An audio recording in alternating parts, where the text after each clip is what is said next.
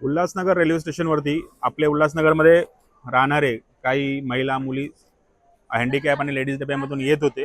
तर हँडिकॅप डब्यामध्ये आपल्याच परिसरातील ओळखीचे आहेत.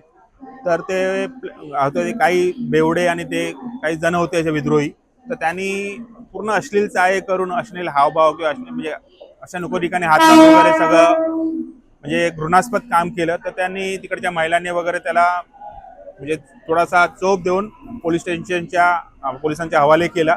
पण हे आमचं खूप निंदनीय गोष्ट आहे की हँडिकॅपमध्ये लेडीज डब्यामध्ये खरंच आरपीएफचा जवान असणं गरजेचं आहे, कारण त्यात महिला पण येतात आणि अपंग असतो.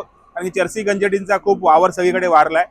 तर आमची पोलीस डिपार्टमेंटकडनं हीच विनंती आहे की त्यांनी यांच्यावरती कडक कारवाई करावी आणि ह्यांनी पुढे असा कुठला गुन्हा करू नये आणि ह्यांच्यावरती जी कारवाई होईल ती बघून दुसऱ्यांनी कोणी असा गुन्हा करण्याचा म्हणजे हे अजिबात प्रयत्न करू नये अशी आमची त्यांना विनंती आहे.